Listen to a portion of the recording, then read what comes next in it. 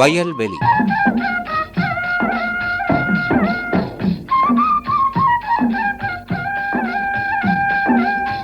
அகில இந்திய வானொலியும் கோயமுத்தூர் தமிழ்நாடு வேளாண்மை பல்கலைக்கழகமும் இணைந்து வழங்கும் சிறுதானியங்கள் குறித்த சிறப்பு வானொலி வேளாண்மை பள்ளி பாடம்.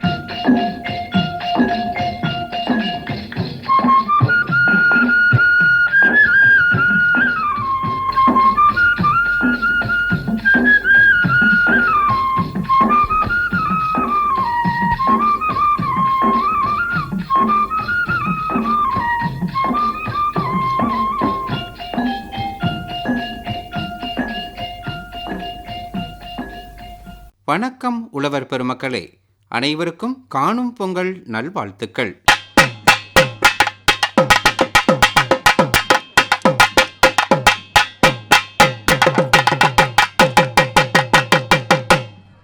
கோயமுத்தூர் அகில இந்திய வானொலியும் கோயமுத்தூர் தமிழ்நாடு வேளாண்மை பல்கலைக்கழகமும் இணைந்து நடத்தும் சிறுதானியங்கள் குறித்த சிறப்பு வானொலி வேளாண்மை பள்ளி பாடம் கடந்த அக்டோபர் மாதம் 18ஆம் தேதி தொடங்கி நடத்தப்பட்டு வருகிறது.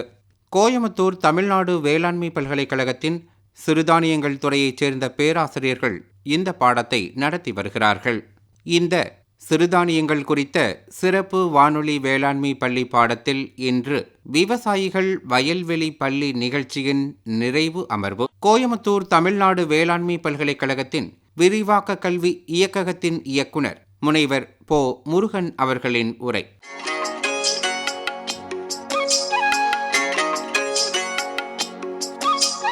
கோயம்புத்தூர் அகில இந்திய வானொலி நிலைய நேயர்களுக்கு எனது அன்பான வணக்கங்கள்.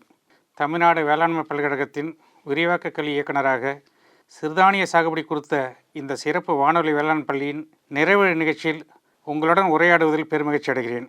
கோயம்புத்தூரில் அமைந்துள்ள தமிழ்நாடு வேளாண்மை பல்கலைக்கழகம் வேளாண்மை கல்வி, வேளாண்மை ஆராய்ச்சி மற்றும் வேளாண்மை விரிவாக்க கல்வி ஆகிய மும்முனை குறிக்கோள்களுடன் வேளாண்மை உற்பத்தியை பெருக்கவும் உழவர்களின் வாழ்வாதாரத்தை மேம்படுத்தவும் கடந்த 117 ஆண்டுகளாக சிறப்பாக செயல்பட்டு வருகின்றது. தமிழ்நாடு வேளாண் பல்கலைக்கழகத்தின் விரிவாக்க கல்வி இயக்ககம் புதிய பயிர் ரகங்கள், புதிய தொழில்நுட்பங்கள், பண்ணை கருவிகள் மற்றும் இடுபொருள்களை விவசாயிகளிடையே சென்றடைய பல்வேறு விரிவாக்க உத்திகளை வகுத்து செயல்படுத்தி வருகின்றது. விரிவாக்க கல்வி இயக்கத்தின் கீழ் மாநில அளவிலான பயிற்சி பிரிவு, KVK என்று சொல்லக்கூடிய வேளாண் அறிவு நிலையங்கள், விரிவாக்க மையம், வேளாண்மை தொழில்நுட்ப மையம், TNA விவசாய சமுதாய வானொலி, கல்வி ஊடக மையம் போன்ற பல்வேறு பிரிவுகள் செயல்பட்டு வருகின்றது. நம் அனைவருக்கும் தெரியும், நமது இந்திய அரசின் பரிந்துரை ஏற்று ஐக்கிய நாடுகள் சபை 2023ஆம் ஆண்டை சர்வதேச சிறுதானிய ஆண்டாக அறிவித்தது. விவசாயிகள் மற்றும் பொதுமக்கள் மத்தியில் சிறுதானியங்களின் மகத்துவம் மற்றும் அதன் முக்கியத்துவம் குறித்த விழிப்புணர்வை ஏற்படுத்த தமிழ்நாடு வேளாண்மை பல்கலைக்கழகம் மற்றும் அகில இந்திய வானொலி நிலையம் இணைந்து இந்த சிறுதானியங்கள் குறித்த சிறப்பு வானொலி வேளாண்மை பள்ளியை கடந்த அக்டோபர் மாதத்திலிருந்து நடத்தி வருகின்றது. இந்நிகழ்ச்சியை தமிழ்நாடு வேளாண்மை பல்கலைக்கழகத்தின் மதிப்பிற்குரிய துணைவேந்தர் அவர்கள் சிறுதானியங்கள் பற்றிய முக்கியத்துவத்தை எடுத்து கூறி கடந்த 18/10/2023ஆம் அன்று முதல் பாடமாக துவக்கி வைத்தார்கள்.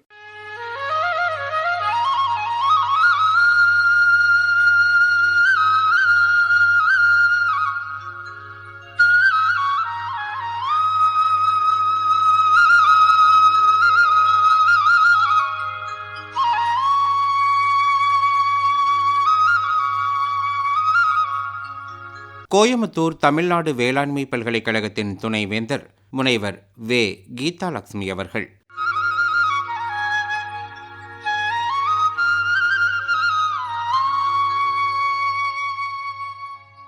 விவசாய பெருமக்கள் அனைவருக்கும் அன்பான வணக்கம். கடந்த 50 ஆண்டுகளுக்கு முன்பு வரையில் குறிப்பாக சோளம், கம்பு, கேழ்வரகு, சாமை, தினை, பனிவரகு, குதிரைவாலி மற்றும் வரகு ஆகியவை முக்கிய உணவுப் பயிராக பயிரிடப்பட்டு உணவாக உட்கொண்டும் வாழ்ந்து வந்தோம். நமது முன்னோர்கள் நல்ல உடல் ஆரோக்கியத்துடன் நோயின்றி நீண்ட ஆயுளுடன் வாழ்ந்ததற்கு சிறுதானியங்களை உணவாக உட்கொண்டதே மிக முக்கிய காரணமாகும்.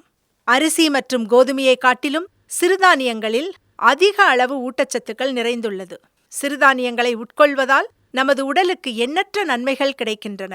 சிறுதானிய உணவில் இருக்கும் அதிக அளவு புரதம் தசை மற்றும் உடல் வளர்ச்சியை ஊக்குவிக்க உகந்தது.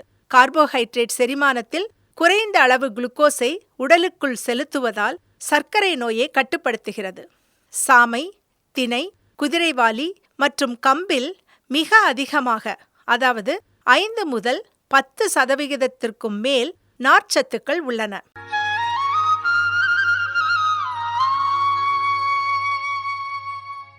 சிறுதானிய பயிர்களின் ரகங்கள், உற்பத்தி தொழில்நுட்பங்கள், ஊட்டச்சத்து விவரங்கள், மானாவாரி தொழில்நுட்பங்கள், பூச்சி மற்றும் நோய் மேலாண்மை, அறுவடை பின்சார் தொழில்நுட்பங்கள், சிறுதானியங்களை பதப்படுத்துதல் மற்றும் மதிப்பு கூட்டுதல் தொழில்நுட்பங்கள் ஆகிய 12 தலைப்புகளில் தமிழ்நாடு வேளாண் பல்கலை விஞ்ஞானிகள் வானொலி வேளாண் பள்ளி மூலமாக பாடம் நடத்தினார்கள்.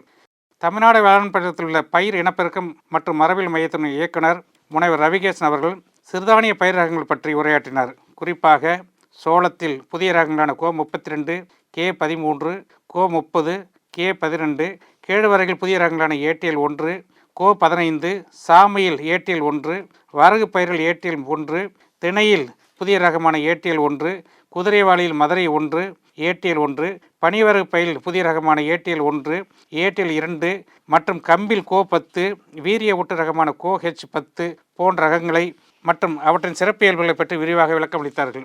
அனைத்து விவசாய பெருமக்களுக்கும் எனது வணக்கத்தை தெரிவித்துக் கொள்கிறேன். அதாவது காலநிலை மாற்றங்களுக்கு ஏற்ப அதிக வெப்பம், வறட்சி, சூரிய ஒளி மற்றும் சூழ்நிலை மாற்றத்தால் ஏற்படும் மண்ணின் அமிலத்தன்மை, காரத்தன்மை, இந்த சூழ்நிலையெல்லாம் கருத்தில் கொண்டு தான் நம்ம இந்த சிறுதானியத்தை உற்பத்தி செய்யணும் அப்படின்னு சொல்கிறோம். சோளம், கம்பு, இது போக நமக்கு என்ன இருக்குது, கேழ்வரகு, சாமை, திணை, வரகு, பனிவரகு, குதிரைவாளி, இந்த 8 பயிர்கள்லாம் மிக முக்கியமாக நம்ம சிறுதானியங்கள் அப்படின்னு சொல்லுவோம். சாமை, கேழ்வரகு, திணையெல்லாம் உயர்ந்த மலைப்பகுதியில் அதிகமாக வளரும் தன்மை கொண்டது.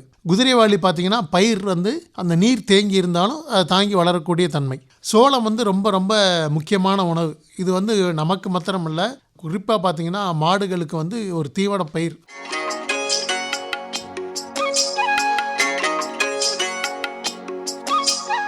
சிறுதானிய பயிர்கள் துறையின் பேராசிரியர் மற்றும் தலைவர் முனைவர் சிவகுமார் அவர்கள் சிறுதானியங்கள் சாகுபடி தொழில்நுட்பங்கள், பதப்படுத்தும் தொழில்நுட்பங்கள் மற்றும் சிறுதானியங்களிலிருந்து பெறப்படும் மதிப்பு கூட்டப்பட்ட பொருட்கள் மற்றும் அதன் சந்தை வாய்ப்புகளை பற்றி உரையாற்றியுள்ளார்கள். அன்பார்ந்த வானொலி நேயர்களே, உங்கள் அனைவருக்கும் எனது வணக்கம். இப்போ நம்ம சோளம், கம்பு, ராகி இதெல்லாம் சுத்தப்படுத்தி வச்சுருக்கிறோம். அதை முழுக்கவே நாம் அரைச்சிடலாம். சோளத்தை அப்படியே மாவாக்கி நாம் இட்லி, தோசை இல்லை பண்டங்கள் செய்கிறதுக்கு உபயோகப்படுத்தலாம். கம்பை அப்படியே அரைச்சி நாம் சோறாக்கலாம், களி செஞ்சு சாப்பிடலாம். அதே மாதிரி ராகியை மாவாக்கி களி செஞ்சு சாப்பிடலாம். இது 2ஆம் நிலை பதப்படுத்துதல் ஆகும்.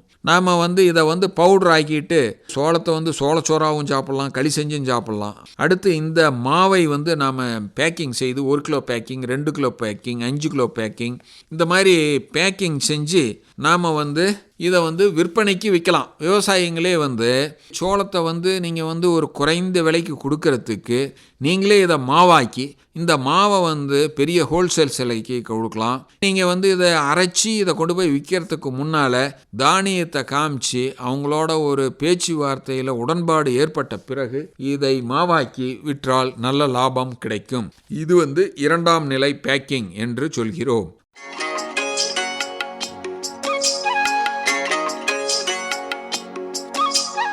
முனைவர் கவிதாமணி உதவி பேராசிரியர் அவர்கள் சோளம் சாகுபடி செய்வதன் முக்கியத்துவம் மற்றும் சோளத்தின் ரகங்களான கோ32, கோ12, கே13 மற்றும் மருதாம்பு தீவன சோளம் CSV 33, MF ஆகிய ரகங்களின் சிறப்பியல்புகளை பற்றியும் நோய் மற்றும் பூச்சி மேலாண்மை குறித்தும் அறுவடை பின்சார் தொழில்நுட்பங்கள் பற்றியும் உரையாற்றியுள்ளார்கள். விவசாய பெருமக்கள் அனைவருக்கும் முதற்கண் என் வணக்கத்தை தெரிவித்துக் கொள்கிறேன்.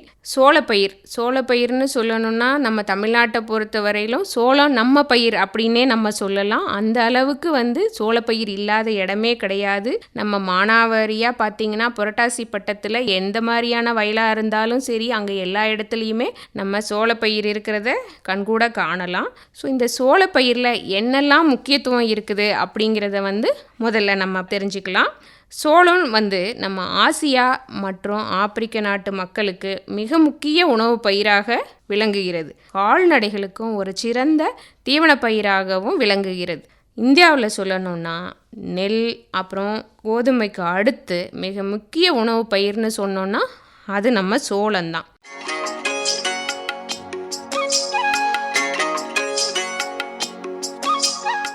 ஐந்தாவது பாடமாக பேராசிரியர் முனைவர் ஐயனார் அவர்கள் கம்பு மற்றும் பிற தானிய உற்பத்தி மற்றும் அறுவடை பின்சார் தொழில்நுட்பங்கள் பற்றி உரையாற்றினார். எல்லோருக்கும் வணக்கம். தமிழ்நாட்டில் கணக்கு எடுத்துட்டோம்னாக்கா முன்னாடிலாம் வந்து ஒரு 4 லட்சம் ஹெக்டரில் வந்து உற்பத்தி செஞ்சுருக்குறாங்க கம்பு. ஆனால் இன்றைக்கி வந்து வெறும் 67,000 ஹெக்டர் தான் பரப்பளவு இருக்குது. உற்பத்தி பார்த்திங்கனாக்கா 1,86,000 மெட்ரிக் டன் வந்து உற்பத்தி வந்து செஞ்சுருக்குறாங்க. இந்தியாவிலே பார்த்திங்கனாக்கா தமிழ்நாட்டில் தான் வந்து உற்பத்தி திறன் 2,500 கிலோவுக்கு மேலே வந்து நம்ம வந்து உற்பத்தி. ஸோ அப்போ நம்ம வந்து முதன்மை மாநிலம். இதில் பார்த்திங்கன்னா இந்த 67,000 ஹெக்டரில் ஒரு 10,000 ஹெக்டர் வந்து இரவை சாகுபடியில் வந்து இருக்குது. மீதி ஒரு 55,000 ஹெக்டர் வந்து மானாவாரி பயிர்களாக இருக்குது. இப்போ இரவை சாகுபடியில் வந்துட்டு மகசூல் வந்து அதிகரிக்குது. இப்போ விவசாயிகள் பார்த்திங்கனாக்கா இது எல்லாமே வந்து ப்ரைவேட் கம்பெனிலேருந்து வாங்கி ஹைப்ரிட் விதைகளாக வந்து பயன்படுத்துவீங்க. அப்போ அதுக்கு தகுந்த தொழில்நுட்பங்களை வந்து நீங்கள் வந்து பயன்படுத்துவீங்க. அது பார்த்திங்கனாக்கா நம்ம சித்திரை பட்டத்தில் வந்து மாசி பட்டத்தில் போடுறவங்க அதை வந்து பயன்படுத்துவீங்க. அப்போ பார்த்திங்கனாக்கா உங்களுக்கு ஒரு ஹெக்டருக்கு கிட்டத்தட்ட வந்து 4.5 டன்னுலேருந்து 5 டன் வரைக்குமே மகசூல் எடுத்திருக்காங்க. இப்போ விழுப்புரம் மாவட்டத்திலே கடலூர் மாவட்டத்திலே நீங்கள் வந்து பார்த்திங்கனாக்கா அதிக மகசூல் வந்து எடுத்திருக்காங்க. தமிழ்நாட்டில் பார்த்திங்கனாக்கா கிட்டத்தட்ட வந்து ஒரு 5 மாவட்டம் தான் வந்து அதிக பரப்பளவில் வந்து உற்பத்தி செய்கிறாங்க.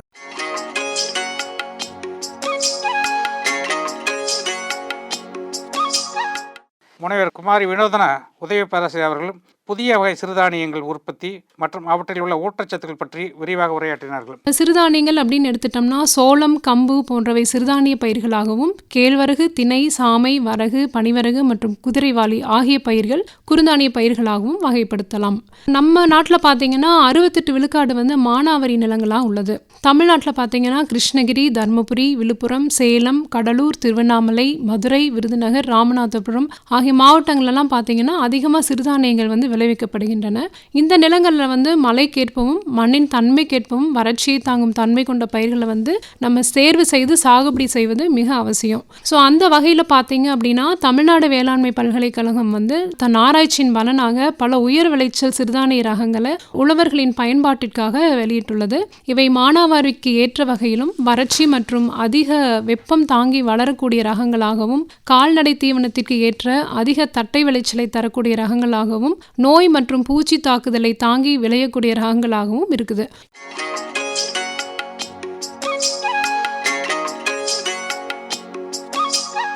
ஏழாவது பாடமாக மானாவாரியில் சிறுதானிய சாகுபடி பற்றி உடையல் துறை பேராசிரியை முனைவர் வாசிகா அவர்கள் விரிவாக எடுத்துரைத்தார்கள்.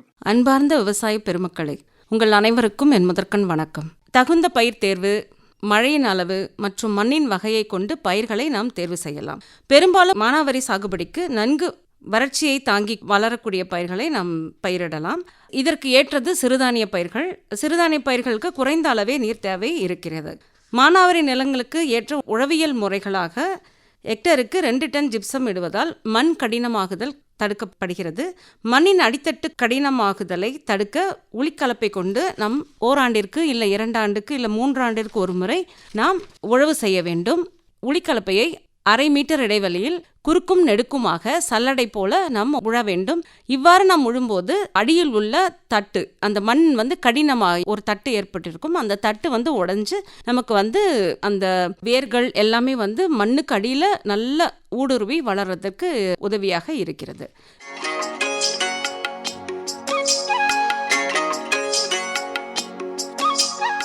அடுத்தபடியாக உடையல் துறை இணை பேராசிரியர் முனைவர் கதிர்வேலன் அவர்கள் சிறுதானிய உற்பத்தியில் வறட்சி மேலாண்மைக்கான தொழில்நுட்பங்கள் பற்றியும் விரிவாக எடுத்துரைத்தார்கள். அனைவருக்கும் வணக்கம். சில விவசாயிகள் வந்து மண்ணுடைய அங்கக கரிமத்தின் அளவை அதிகமாக்குறது இல்லாமல் களைகளும் கட்டுப்படுத்தணுன்ற ஒரு முக்கிய நோக்கத்தை கொண்டிருப்பாங்க. அவங்களுக்கு ஒரு முக்கியமான தொழில்நுட்பம் என்னென்னு கேட்டிங்கன்னா பல பயிர் சாகுபடி. இது ஒன்றும் இல்லைங்க. என்ன பார்த்தீங்கன்னா தானியத்தில் 1 கிலோ, எந்த வகையான தானியத்தை நீங்கள் 1 கிலோ எடுத்துக்கலாம். அது வந்து நெல்லாக இருக்கலாம், கோதுமையாக இருக்கலாம், கம்பாக இருக்கலாம், சோளமாக இருக்கலாம், மக்காச்சோளமாக இருக்கலாம். இந்த மாதிரி தானிய வகையிலேருந்து 1 கிலோ, பயிர் வகையிலேருந்து 1 கிலோ. பயிர் வகைகளை பார்த்தீங்கன்னா பச்சை பயிறு, உளுந்து, தட்டைப்பயிறு, துவரை, கொள்ளு ஏதாகிய ஒரு பயிர் வகை பயிர்களை 1 கிலோ எடுத்துக்கணும். எண்ணெய் வித்து பயிர்கள் அதாவது சூரியகாந்தி, நிலக்கடலை, எள் போன்றவற்றை ஏதாவது வந்து 2 கிலோ. அதே மாதிரி பசுந்தான பயிர் சணப்பை, தக்கப்பூண்டு அதில் ஏதாவது ஒன்று 2 கிலோ எடுத்துக்கணும். இது இல்லாமல் வந்து நறுமண பயிர்கள் அதாவது வெந்தயம், மல்லி போன்றவற்றை வந்து 1/2 கிலோ. இந்த விகிதத்தில் வந்து ஒரு ஏக்கருக்கு 20லேருந்து 25 கிலோ நீங்கள் சேகரித்து நம்ம வந்து பசுந்தாள் பயிர்களை போலவே நம்ம வந்து உழவு செஞ்ச வயதில் தூவி விட்டுட்டு திருப்பி பருவமழையில் முளைச்சி வரும்போது பார்த்தீங்கன்னா உங்களுக்கு பெரும்பான்மையான களைகளை வந்து கட்டுப்படுத்தும்.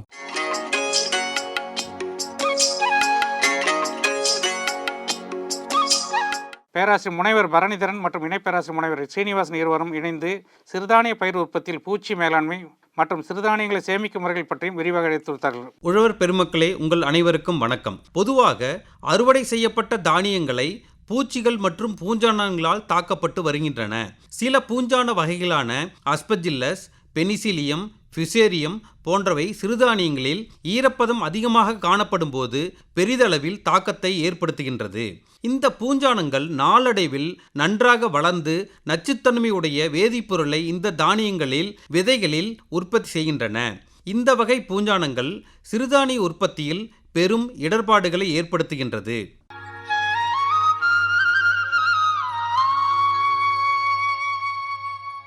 உழவர் பெருமக்களுக்கு வணக்கம். சோளத்தில் பார்த்தீங்கன்னா பூச்சிகளால் ஏற்படும் தாக்கம் மட்டும் 30% அதிகமாக இருப்பதாக கூறுகின்றன. அதில் நம்ம எப்படிலாம் சோளத்தில் ஒருங்கிணைந்த பூச்சி மேலாண்மை பண்ணுறோம் அப்படின்னு பார்த்தீங்கன்னா, நம்ம விதைக்கிற நாட்களை மாற்றி அமைக்கிறது, ஊடுபயிர் செய்கிறது, கலப்பு பயிர் செய்கிறது, பூச்சிகளுக்கு எதிராக சில ரகங்கள் தமிழ்நாடு வேளாண்மை பல்கலைக்கழகம் மூலமாக தெரிவித்தல், அப்புறம் தேவைப்படும் போது பூச்சிக்கொல்லி மருந்துகளை தெளித்தல், இது மாதிரியான முறைகளில் நம்ம சோளத்தில் ஏற்படும் பாதிப்புகளை களைந்து வருகின்றோம். முதல் பூச்சி குருத்து ஈ.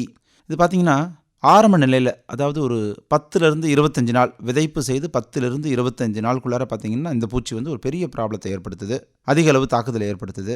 நடுக்குருத்து பகுதியில் ஒரு சின்ன வெட்டு, அதன் தொடர்ச்சியாக அந்த நடுக்குருத்தே கழண்டு போயிடும். கையால் பிடிச்சி இழுத்தோம்னா அந்த நடுக்குருத்து வெளியில் வந்துடுது. இதை காய்ந்த குருத்து அப்படின்னு சொல்லுவோம். அப்போ அந்த செடி அதோட செத்து போயிடும். பொதுவாக சோளத்தை பொறுத்த மட்டும் பக்கக்கண்டுகள் வரும், அதையும் பார்க்கலாம். இதனை கட்டுப்படுத்துறதுக்கு ஆரம்ப நிலையில் விதை நேர்த்தி செய்யணும். அதற்குண்டான ரசாயன பூச்சிக்கொல்லிகள் என்னென்னு பார்த்தோம்னா, இமிடாக்ளோபிரிட் அப்படின்ற ஒரு விதை நேர்த்தி பூச்சிக்கொல்லி மருந்து 12 மில்லி, 1 கிலோ விதைக்கு 12 மில்லி அப்படின்ற அளவு, அல்லது தயமெத்தாக்சாம் அப்படின்ற ஒரு பூச்சிக்கொல்லி மருந்து 1 கிலோ விதைக்கு 10 மில்லி என்ற அளவில் விதை நேர்த்தி செய்து அதுக்கப்புறம் நம்ம விதைக்கணும். இந்த பூச்சியினால் ஏற்படக்கூடிய சேத நிலை 10% பொருளாதார சேத நிலை அப்படின்னு சொல்கிறோம்.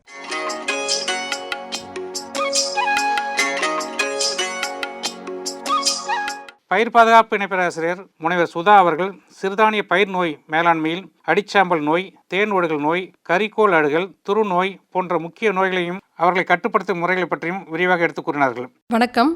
சோளம் பார்த்தீங்கன்னா உணவாக இல்லாமல் மக்காச்சோளம் மாதிரியே கோழிகளுக்கு உணவாக பயன்படுது. இதில் பார்த்தீங்கன்னா நிறைய புரதங்கள், அமிலங்கள், மெத்தியோனைன், லைசின், டேனின் அப்படிங்கிற நிறைய தாதுப்புகளும் விட்டமின்களும் இருக்குன்னு சொல்கிறோம். இந்த சோளமானது எல்லா மண் வகைகளும் வளரும். அதாவது எதுவுமே வளரல அப்படின்னா சோளத்தை விதைச்சி விட்டுறலாம் அப்படிங்கிற மாதிரி முன்னோர்கள்லாம் முன்னாடி சொல்லி நம்ம கேள்விப்பட்டிருக்கிறோம். இதில் நெல் வராது, கரும்பு வராது அப்படின்னா சரி சோளத்தை விதைச்சிக்கலாம், மாட்டுக்காவது ஒரு தீனியாகும், உணவாகும் அப்படிங்கிற மாதிரி சொல்லிக்கிட்டு வரோம் இல்லையா. அப்போ எல்லா மண் வகைகள்லையும் எல்லா தட்பவெட்ப நிலையிலையும் நன்றாக வளரக்கூடிய ஒரு வறண்ட பகுதிகளிலும் வளரக்கூடிய ஒரு வகை பயிராக தான் இந்த சோளத்தை விவசாயிகள் பயிரிட்டு வரோம். அது மட்டும் இல்லாமல் இப்போ சோளத்தில் இவ்வளோ சத்துக்கள் இருக்கிறது அப்படிங்கிறதுனால இப்போ தானியம் உற்பத்தி பண்ணி இப்போ எல்லா சூப்பர் மார்க்கெட்லையும் பார்த்தீங்க அப்படின்னா இந்த சோளத்தை அந்த உமியெல்லாம் நீக்கி ரெடிமேடு உணவாக அதெல்லாம் நிறைய பயன்படுத்திக்கிட்டு வர்றாங்க. ஏன்னா இதில் டேனின் கம்மியாக இருக்குது அப்படிங்கிற மாதிரிலாம் சொல்லதுனால இன்னொன்று சர்க்கரை நோயாளிகளுக்கு நல்ல உணவாக கருதப்படுது. அதனால் பார்த்திங்கன்னா இந்த சோளத்தை முக்கியமாக பயிரிட்டு தானியத்துக்காக சேமிக்க ஆரம்பிச்சிட்டாங்க எல்லாருமே.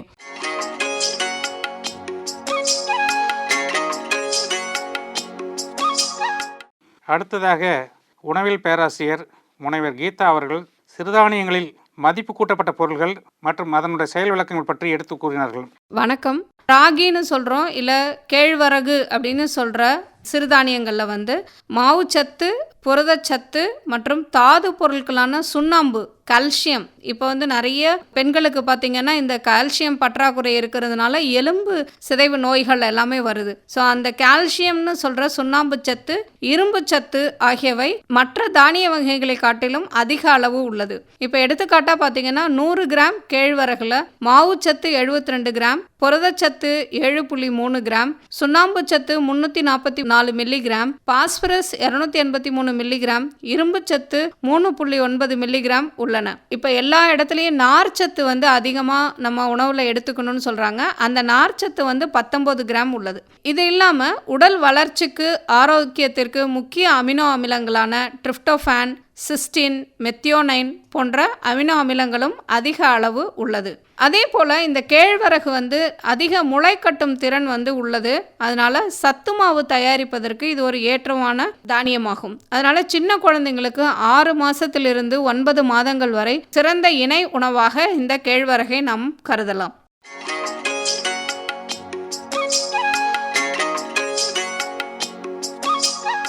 அடுத்ததாக உணவு பதன் செய்யும் பொறியியல் துறையின் பேராசிரியர் மற்றும் தலைவர் முனைவர் பாலகிருஷ்ணன் அவர்கள் சிறுதானியங்களுக்கு ஏற்ற அறுவடை மின்சார தொழில்நுட்பங்கள் மற்றும் அதனுடைய இயந்திரங்கள் பற்றி விரிவாக எடுத்து கூறினார்கள். அனைவருக்கும் வணக்கம். அறுவடை செய்த சிறுதானிய பயிரை கதிரடிக்கும் இயந்திரம் தானியம் மற்றும் பயிரை தனியாக பிரித்து எடுக்க பயன்படுகிறது. இந்த இயந்திரத்தில் உள்ள உள்வாய் ஒன்று பயிர்களை உள்ளே அனுப்புவதற்கு ஏற்றவாறு அமைக்கப்பட்டுள்ளது. இரும்பு பட்டைகள் பொருத்தப்பட்ட உருளை ஒன்று டீசல் என்ஜின் அல்லது மோட்டார் மூலம் சுழன்று உள்ளே இடும் பயிர்களை உள்நோக்கி இழுத்து தானியங்களை உதிர்க்கின்றது. கீழே அமைக்கப்பட்டுள்ள சல்லடையில் மீதும் உருளையில் பயிர்கள் தேய்க்கப்படுவதால் தானியங்கள் உதிர்க்கப்பட்டு சல்லடையின் வழியே காற்றுப்பட்டியை அடைகிறது. சல்லடைகளில் கல் மற்றும் மண்கட்டிகள் தனியே பிரிக்கப்பட்டு வெளியேறுகின்றன. பயிர்கள் நன்கு மசியப்பட்டு தானியங்கள் ஏதுமில்லாமல் வெளிவருகிறது. இன்று வெளிச்சந்தையில் நிறைய கதிரடிக்கும் இயந்திரங்கள் தயாரிக்கப்பட்டு விவசாயிகளின் தேவைக்கு ஏற்ப கிடைக்கின்றது. இத்தகைய இயந்திரத்தின் விலை 1 லட்சம் முதல் 3 லட்சம் வரை ஆகும்.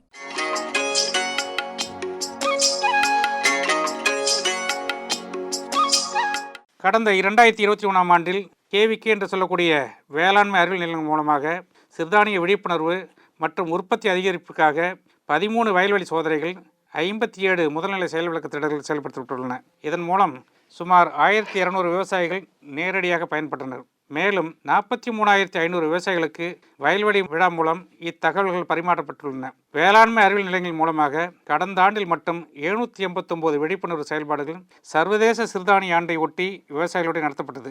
இதன் மூலம் 75,511 விவசாயிகள் பயன்பட்டனர். தமிழ்நாடு வேளாண்மை பல்கலைக்கழகத்தில் சிறுதானிய ஆண்டின் தொடக்க விழா கடந்த ஆண்டு ஜனவரி 16ஆம் தேதி மாபெரும் சிறுதானிய கண்காட்சி மற்றும் கருத்தரங்குடன் தொடங்கப்பட்டது. இதில் விவசாயிகள், பொதுமக்கள், சிறுதானிய தொழில் முனைவோர்கள், விஞ்ஞானிகள் மற்றும் மாணவர்கள் கலந்து கொண்டு பயன்பட்டனர். சர்வதேச சிறுதானிய ஆண்டான 2023 சிறப்பிக்கும் வகையில் தருமபுரி வேளாண் அறிவியல் நிலைய வளாகத்தில் மண்டல அளவிலான சிறுதானிய பெருவிழா 28/5/2023 மற்றும் 29/5/2023 ஆகிய 2 நாட்கள் வெகு விமர்சையாக நடத்தப்பட்டது. இதில் சிறுதானிய ரகங்கள், தொழில்நுட்பங்கள், பதப்படுத்தல் மற்றும் மதிப்பு கூட்டுதல் தொழில்நுட்பங்கள், பண்ணை இயந்திரங்கள் கண்காட்சியாக வைக்கப்பட்டன. 8000க்கும் மேற்பட்ட விவசாயிகள், பொதுமக்கள் மற்றும் தொழில் முனைவோர்கள் இந்நிகழ்ச்சியின் மூலம் பயன்பட்டனர். வேளாண்மை அறிவியல் நிலையங்களில் சிறுதானிய செய்முறை போட்டிகள் நடத்தப்பட்டு வெற்றி பெற்றவர்களுக்கு பரிசுகள் வழங்கப்பட்டது. இதன் மூலம் சிறுதானிய மதிப்பு கூட்டப்பட்டதல் மக்களிடையே பரவலாக்கம் செய்யப்பட்டது.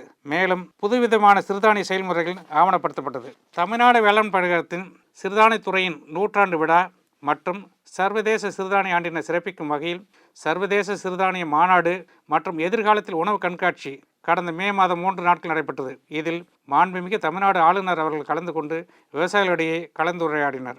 உழவர் பெருமக்களுக்கு சிறுதானியங்கள் பற்றிய பயிற்சி, செயல் விளக்கங்கள், கண்டனூர் சுற்றுலா ஆகியவற்றிற்கு அந்தந்த மாவட்டத்தில் உள்ள வேளாண்மை அறிவியல் நிலையங்கள் அல்லது திருவண்ணாமலை மாவட்டத்தில் உள்ள சிறுதானிய மகத்துவ மையத்தை தொடர்பு கொண்டு பயன்பெறலாம்.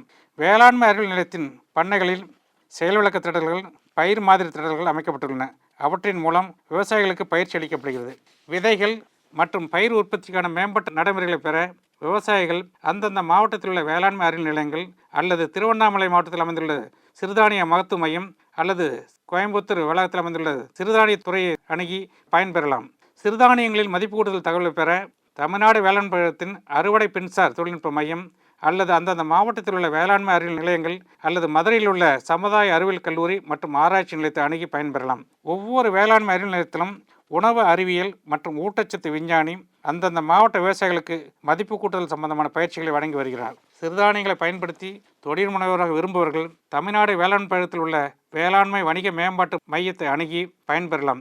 இங்கு ஒரு யோசனை அல்லது கருத்துடன் வரும் விவசாயிகள் அல்லது தொழில் செய்ய விரும்புபவர்கள் பல்வேறு வகையாக வழிகாட்டப்பட்டு தொழில் முனைவோராக மாற்றப்படுகிறார்கள். தமிழ்நாடு வேளாண்மை பல்கலைக்கழகம் பல்வேறு தரப்பட்ட இடுபொருள்களை தரமான முறையில் உற்பத்தி செய்து விவசாயிகளுக்கு வழங்கி வருகிறது.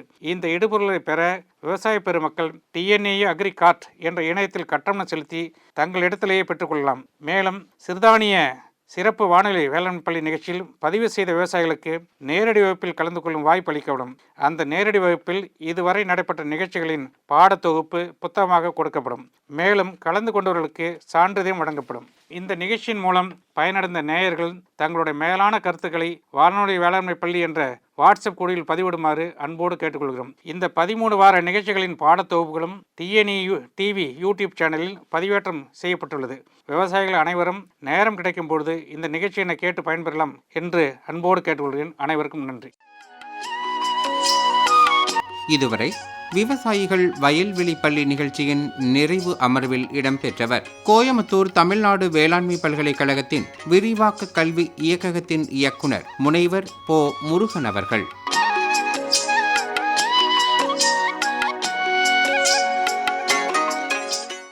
இதுவரை கோயமுத்தூர் அகில இந்திய வானொலியும் கோயமுத்தூர் தமிழ்நாடு வேளாண்மை பல்கலைக்கழகமும் இணைந்து நடத்திய சிறுதானியங்கள் குறித்த சிறப்பு வானொலி வேளாண்மை பள்ளி பாடத்தின் நிறைவு அமர்வு கேட்டோம். நிகழ்ச்சி அமைப்பு பொன் ரமேஷ்குமார். நிகழ்ச்சி தொகுப்பு ஆர் ராஜ்குமார், எஸ் பாலசுப்ரமணியன். இத்துடன் இன்றைய நிகழ்ச்சி நிறைவு பெறுகிறது. மீண்டும் வயல்வெளி நாளை இரவு 7:30 மணிக்கு. வணக்கம் நேயர்களே.